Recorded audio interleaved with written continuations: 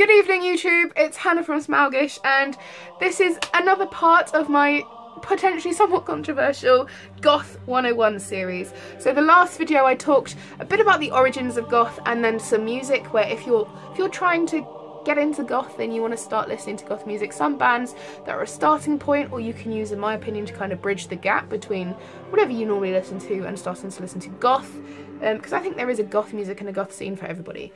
In this video I'm going to talk a little bit about finding your way as a Goth, and one of the other origins of the Goth scene, which I think is just as important as the music, and that is literature. So let's start there. Remember, please remember, this is my opinion. I've definitely been a Goth for 10 years, but I've been interested in Goth for about 15, if not more, if not my whole life. I do know a bit, but I'm by no means an authority on it. I don't think anyone ever can be. Please remember to like the video, it helps. Subscribe to my channel if you like what you see, and I hope you enjoy. Literature, in my opinion, literature and art is just as an important, I guess, starting point and origin of Goth as the music. I think the music did, you know, a lot of it, but I think literature had a big impact on the aesthetics and the way, you know, the outlook, because as lots of people say, Goth isn't a fashion style, it's a life choice and it's a mindset. I think a lot of that comes from the literature. So here are just some ideas for things if you want to start getting into Goth. Here are some things that you could read. I mentioned quite a few of these in my Halloween recommendations. These are just classics, but I mean, if you're a Goth, you can read anything, really, but I would just suggest that you give these a go. First one I'd suggest, which is kind of a bit strange, is, well, this is just an example. This is a book, Did She Kill Him? A Victorian Tale of Deception, Adultery and Arsenic. Victorian history, especially like Victorian semi-supernatural murdery history, is a really interesting place to start. Obviously one of the Goth stars is Victorian Goth, but I just think it's really interesting, and lots of Goths are interested in this sort of thing. I wouldn't necessarily say serial killers. I have a big issue with a lot of people thinking that a worship of serial killers and that makes you alternative and makes you Goth. It doesn't, it makes you an arsehole. You can be fascinated by serial killers without getting tattoos of them and thinking that they're amazing and goals and whatever. That's just sick and wrong. But you can be fascinated in murder and unsolved cases and mysterious cases and things like that. And I personally think that Victorian crime is one of the most interesting things out there. I'm a massive fan of Jack the Ripper. I'm kind of an amateur ripperologist, and that's another thing that I would suggest. If you're interested in history or criminology or anything like that, then definitely there are loads of books out there for that, and I think that is definitely a Gothy sort of thing to sort of start getting into. The next 5 are kind of obvious choices.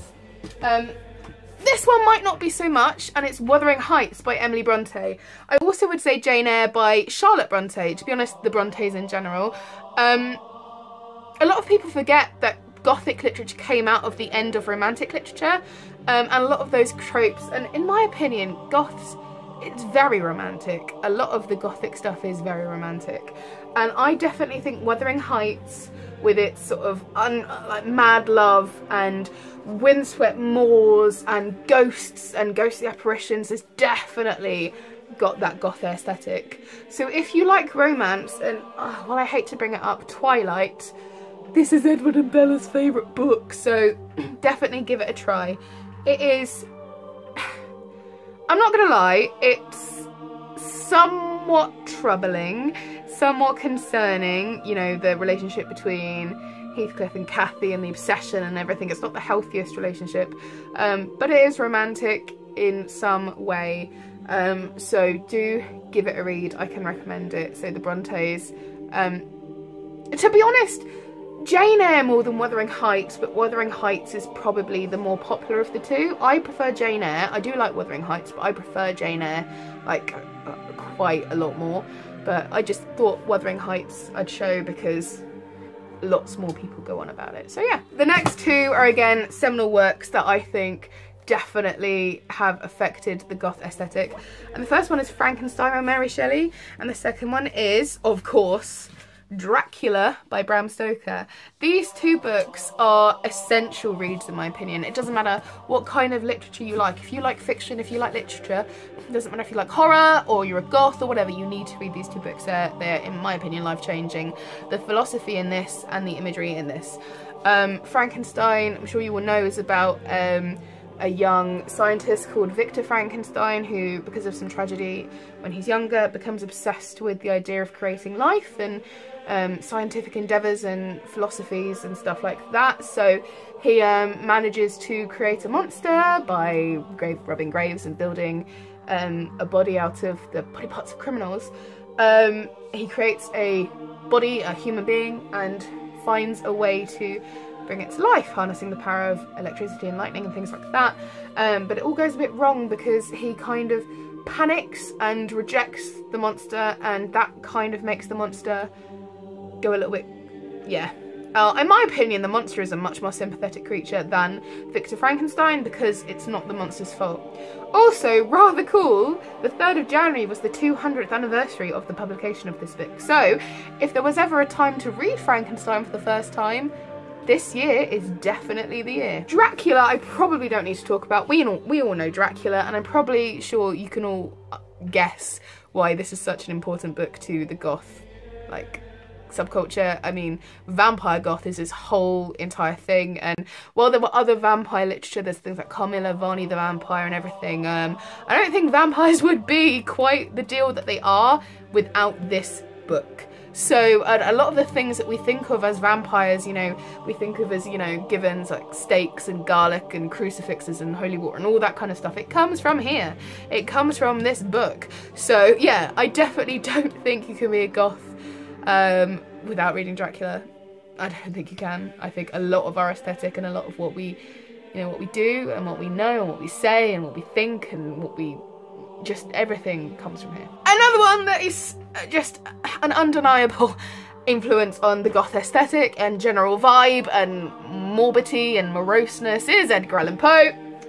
Sorry, gotta mention Edgar Allen Poe. Tales of Mystery and Imagination. This is one of the many collections you can have of his stuff, and you know, all that stuff about ravens and graveyards and lost love and unrequited love and death, and it just comes from Edgar Allan Poe. And I mean, there's so many like goth t-shirts and jewellery and prints and everything with Edgar Allan Poe on, so I feel that you probably should read Edgar Allan Poe. And the last book recommendation I would have, this is a bit left field. I don't necessarily think you have to read him to be a goth, but I do think there's lots of influence on modern goth literature and music and philosophy and general thing, and that's H.P. Lovecraft. I just need to throw Lovecraft into most things. He's amazing. Cthulhu is terrifying, but one of my favourites. I've got a Cthulhu Funko Pop. I think he's really cute. Yeah, I just had to throw in H.P. Lovecraft. Just cause. So that's some ideas I have on what you could read if you want to start getting into goth and the goth aesthetic. The other thing I'm going to talk about is there are lots of different types of goth, and some people feel like you have to claim a certain type of goth, like a certain gothic subgenre, subculture. As goth has developed over the years, I mean, there's been lots of videos like 40 years of goth, the changing goth styles, me and different goth styles, whatever. It's become its whole entire little world. I am not a part of any particular goth subgenre, like, at all. I don't think I am. I incorporate little bits of everything, and I'm just me.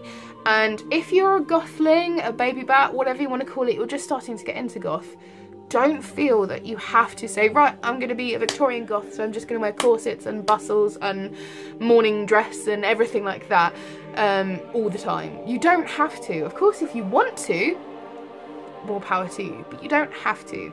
You don't have to just be a trad. You don't have to be a cyber goth. You don't just have to be a vampire goth, a romantic goth, a new goth, whatever kind of goth you want to say. If you just want to be a goth, that's perfectly fine. Just find your niche and make sure you read about it.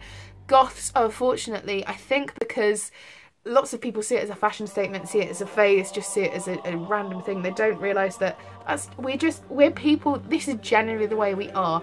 We feel most comfortable wearing black, we feel most comfortable, and we enjoy darker things, you know, more than anything. I can't even describe it really. It's just who we are. And so I think a lot of people are very rightfully protective of that and feel that you can't just overnight start dressing in black and announce you're a goth without knowing about the music, without knowing about where it came from, without knowing about the art and the literature and everything else that goes into this wonderfully weird and morbid world of goth. So all I'm going to say is, please welcome. I will take your hand and I will help you through this, but just do your research, do some reading, be polite, ask questions, reach out, say, I don't know, but can you recommend me? Can you help me? I liked this, can you recommend me something else? Go on YouTube, go on Wikipedia, go on Google, just find more, learn more, and we will be absolutely thrilled to have you as part of our incredible dark, black and spooky world.